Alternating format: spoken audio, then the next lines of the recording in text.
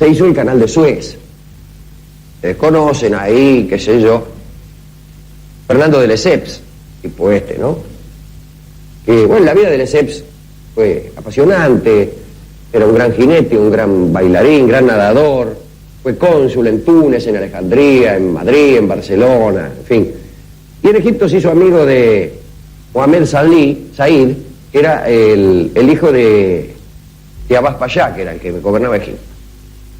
Después pasa a gobernar Mohamed Said y el tipo, bueno, para hacerla corta, porque esta no es la historia del canal de Suez, lo convence de volver a unir los dos mares, el Mar Rojo y el Mar Mediterráneo. Digo volverlos a unir porque los antiguos egipcios lo habían hecho. No a través de un canal en el istmo de Suez, sino por el Nilo. Salía hacia la región oriental del Nilo un brazo que llegaba al Mar Rojo. Después, como el brazo atravesaba el desierto, por no dragarlo, por no cuidarlo, el canal desapareció, pero existió ese canal. Sí. Bueno, lo convence a Mohamed Said de hacer esta obra, vende acciones en Francia para eludir la acción de los banqueros, cuida el centavo, hace la obra, lo inaugura, su nombre cobra una fama universal. Víctor Hugo habla de Lesseps, Gambetta, en todas partes se cantan loas a Lesseps, al progreso, que era la nueva religión de Europa, etcétera, etcétera. ¿Recuerdan ustedes el estreno de Aida en la inauguración del canal? Etcétera. Los 68 barcos pasando del Mar Rojo al Mediterráneo, con príncipes europeos, una milonga, pero que para qué te voy a contar. Quiere decir que gran figura internacional, don Fernando de Lesseps. Un día se reúnen en París unos macanudos, unos sabios, bajo los auspicios de la Sociedad Geográfica. No comparto, me parece, los gustos tangueros de los hombres sabios, dijo alguien alguna vez. Sí, pero refiriéndose a otra clase cosa, de cosas. seguramente, sí. En este caso los hombres sabios no se reunieron para hablar de tango, sino para establecer la posibilidad de construir un canal interoceánico en el Panamá. Aquello que priva de sentido a la República Argentina, por ejemplo. Claro, justamente. Bueno, se reunieron, qué sé yo, dijeron 3 o 4 cosas, dicen que sí, es posible, dijeron, qué sé yo, bueno, era posible. Y ahí aparece un tipo, y dice, bueno, yo podría hacer algo, que se llamaba Lucien Napoleón Bonaparte Weize. Y forma una compañía que se encarga de las exploraciones previas. Y el tipo con cierta liviandad hace las exploraciones previas y dice, está todo fenómeno acá, está bien, consigue incluso una especie de concesión del gobierno colombiano. Digo bien, el gobierno colombiano, porque en aquel entonces el Panamá era parte de Colombia, de la Gran Colombia. Y dice, mira, acá hay 4 posibilidades. Podemos hacer un canal profundo de océano a océano. Podemos hacer un canal con esclusas. ¿Saben lo que son las esclusas, no? Cuando es difícil de explicar por radio, con un pizarrón es muy fácil. Los ríos no están todos al mismo nivel. Por ahí corre un río por acá y otro por acá. Un río corre 10 metros por arriba del otro. Entonces, ¿cómo hacen los buques para subir con las esclusas? Los encierran en una especie de dique. El arroyo Maldonado y el río Uruguay, sin ir más lejos, claro, por ejemplo. Los encierran en una especie de dique, digamos al que viene por el curso más bajo, cierran las puertas del dique, empiezan a llenarlo con el agua del curso superior, hasta tanto el agua llegue al nivel del curso superior. Ahí abren la otra puerta del dique y el buque sigue para arriba. Abajo es lo mismo. Pero es complicado, hay que hacerla, las esclusas. Esa es la segunda posibilidad. La otra era un canal con un túnel de 10 millas. Y la otra era un canal con un túnel pero de 3 millas solamente. Hay un congreso en París, otra vez sabios de todas las naciones declaran factible la construcción del canal, y Lesseps, que fue invitado a ese congreso, al votar, dice, voto sí, y además he aceptado la dirección de esta empresa. Pero no es todo soplar y hacer botella, y está el hijo de Lesseps, que ya es un jovato, me refiero a Lesseps padre, el hijo Charles, ve las cosas más claras, dice, esto no es tan fácil, papá. Muchas segundas generaciones fueron buenas. No, hermano, le dice, mejor dicho, papá, solamente se puede hacer un milagro en la vida. Y el joven le dice, vamos a hacer 2. Pero el Panamá no es Suez, no es arena, está ese espinazo que es la cordillera. que atraviesa todo el continente americano. No es lo mismo excavar allí que excavar en la arena de Suez. Aparte, hay diferencia, los dos océanos no están al mismo nivel, les aseguro. Uno está más alto que el otro. Y por otra parte, el terreno, si bien la longitud del canal no es muy grande, el terreno no solamente está lleno de piedras y de montañas, sino que baja y sube de nivel a cada momento, y es un escándalo. Para hacer un canal como el que pensaron hacer ellos primero, o sea, de océano a océano, hay que sacar tanta piedra y tanta montaña que te vuelves loco. Pero Lesseps dice, que yo sí, yo voy a poder, qué sé yo. Y empiezan las obras, las inauguran de un modo melancólico en el año 1880. Tenían pensado que uno de los hijitos chicos de Lesseps, que tenía infinidad de hijos, Totot, clavara la pala, hiciera la primera excavación con una pala, y van en un barquito, el barquito no llega, y entonces arman un cajoncito de arena a bordo mismo del barco, y Totot saca un poco de arena y un cura ahí bendice y se vuelven todos para Panamá, ¿no es cierto? Lesseps va a Estados Unidos, se da cuenta que necesita el apoyo de la prensa, y entonces empieza a gastar lo que no gastó en Suez. Empieza a comprar el apoyo de la prensa internacional. Y compra bancos también, los bancos le cobran muchísimo por sus servicios, gasta con ligereza senil, porque está viejo, y el canal no avanza. Se dan cuenta que había sido un error tratar de hacer un canal de océano a océano, porque pasan 7 años y el canal no avanza para nada. Finalmente, antes que esto, la empresa va pidiendo préstamo tras préstamo, se va endeudando muchísimo. Se adopta la idea de las esclusas, que es la actual, y se lo llama a Gustavo Eiffel, el que construyó la torre, sí, para que haga las esclusas. Se gastan 13 millones de francos en comprar la buena opinión de 2.575 periódicos. Piden una ley, ya al borde de la quiebra, que autorice la cesación de pagos, pero la ley no pasa, y la compañía quiebra. Tenemos una curiosa situación en el mundo, por ejemplo, la madre patria, para llamarle de alguna manera, lejos de tener un gobierno soi-disant socialista y pertenecer a la OTAN como ahora, todavía tenía cierto ligero resabio imperial, digámoslo, Alejandro, esto, ¿no? Desde luego, claro. Así es. Incluso se acuerda que en ocasión del otro canal, todavía estábamos con nuestro amigo don Luis Napoleón y toda esta cartera. Pero bueno, la ley no pasa y quiebra la compañía y se arma un escándalo. Se arma un escándalo porque además se descubre que para conseguir los empréstitos habían adornado a diputados, a funcionarios, y salta una cosa terrible que conmueve a la opinión pública mundial. Lesseps es enjuiciado, se descubre que hay centenares de diputados que han sido sobornados, muchos de ellos confiesan, hay un escándalo general, misteriosamente estalla un brote de odio a los judíos, casualmente en ese mismo momento surge el proceso a nuestro amigo Dreyfus. La historia del escándalo abarca, pero centenares de volúmenes, toca semipróceres como Clemenceau, y aparece un tipo que casualmente había sido compañero de colegio de Dreyfus, que se llama Philippe Bunau-Varilla, y que habla con todo el mundo, habla hasta con los rusos. Habla con los rusos y dice, muchachos, ustedes tienen que hacer el canal, porque ustedes hacen el canal del Imperio Ruso, que los rusos no le hacen caso, habla con los ingleses tampoco, y habla con los norteamericanos. Funda una nueva compañía francesa, pero habla con los norteamericanos. Y los norteamericanos resuelven hacerse cargo del asunto. La concesión de Colombia ya está por expirar, hay que conseguir una concesión nueva. Se va Bunau-Varilla a Estados Unidos. En Estados Unidos había empezado a hacer un canal, pero en Nicaragua. Querían hacerlo en Nicaragua porque tiene un lago central, Nicaragua, que también podía servir para el asunto. Había un pibe Vanderbilt ahí que andaba contrabandeando cosas, claro. Una especie de mercenario transformado en estadista después, gracias a esta historia, ¿no?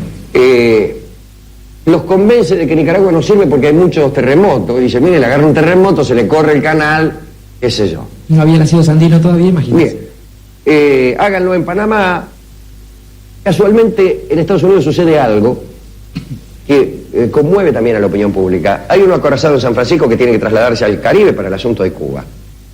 Y tarda Cuba, digámoslo, Cuba era una propiedad española, estalla una revolución ahí, y entonces... Intervienen los Estados Unidos... Y se vuela el Maine, un acorazado justamente ahí, y por eso estalla la guerra entre Estados Unidos y España, una guerra miserable como todas las de ese estilo, mentirosas, ¿no? Y ahí donde Martí y todo eso. Bien. El acorazado Oregon estaba en San Francisco y tardó 68 días en llegar al Caribe. Entonces, momento, tenemos que construir un canal para que nuestros acorazados puedan llegar rápidamente desde el Pacífico al Atlántico. Pero ¿qué pasa en Colombia todo esto? Bueno, como se ha dicho, el istmo es tierra colombiana, incluso está en el escudo colombiano. No es fácil llegar ahí, sin embargo, los caminos son malos, son todos caminos de herradura, no hay llanura, son lugares muy escarpados. Y Roosevelt, que es el presidente de los Estados Unidos, que se ha entusiasmado mucho con esto del canal, empieza a apretar a Colombia. El primer Roosevelt, digamos. El primer Roosevelt, Teodoro. Teodoro, que además se había hecho su fama como jinete, justamente. Cazador de tigres, ranchero, un hombre de acción. Una especie de Reagan, pero en lugar de en las películas, en la vida real, y así había logrado su ascendente. Y él cree que el destino de los Estados Unidos es dominar el Caribe, y por qué no decirlo, el mundo. Ya empiezan los Estados Unidos, a fuerza de progreso, a posicionarse como una gran potencia. Y mira a los países de América Latina como quien mira a ratas.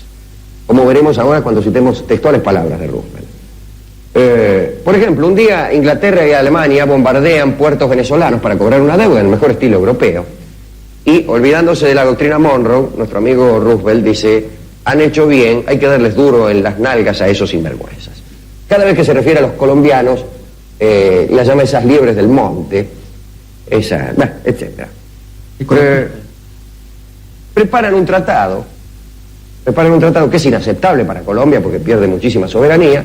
Colombia, se cree que el Parlamento colombiano no lo va a aprobar, y entonces Roosevelt dice: guarda que si ustedes no aprueban el tratado, podríamos hacer dos cosas. La primera, hacer un canal en Nicaragua, y la segunda, hacer el canal por Panamá, pero después que Panamá se declare independiente de Colombia.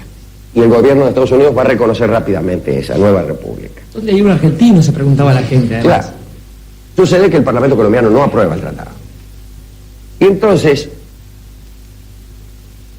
el gobierno norteamericano empieza a trabajar en una revolución para separar Panamá de Colombia. Y allí se traslada Uno Varilla al Panamá, donde él mismo redacta una constitución, redacta una declaración de independencia e inventa una bandera que borda a su esposa. Y estalla una revolución, ni un muerto hay. Hay solamente unos barcos norteamericanos que impiden el desembarco de las tropas colombianas que pudieran llegar. La revolución triunfa rápidamente, el gobierno de Estados Unidos reconoce inmediatamente la nueva república, y Bruno Varilla ese mismo día es nombrado enviado extraordinario y plenipotenciario de Panamá en Estados Unidos. Y entonces lo recibe Roosevelt, rápidamente Hay, que es creo que el canciller ahí, y Bruno Varilla aprueban el texto de un tratado leonino, el Senado americano también lo aprueba, Estados Unidos le presta $40 millones a la compañía francesa. Bruno Varilla, inmediatamente de hecho el tratado, renuncia a su puesto de embajador plenipotenciario y se retira de la diplomacia y de todo, vuelve a Francia y le conceden la Legión de Honor.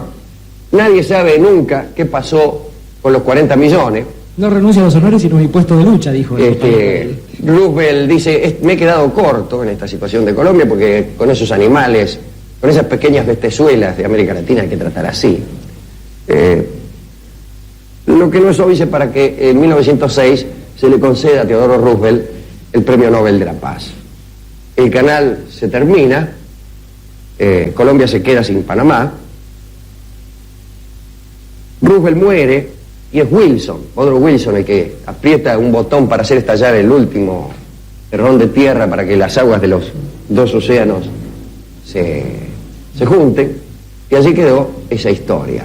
En Nicaragua no hubo canal, pero sí hubo un poeta, Rubén Darío, quien escribió esta oda al presidente Roosevelt, a este Premio Nobel de la Paz, que vamos a escuchar ahora en la voz de Fernando Fernán Gómez.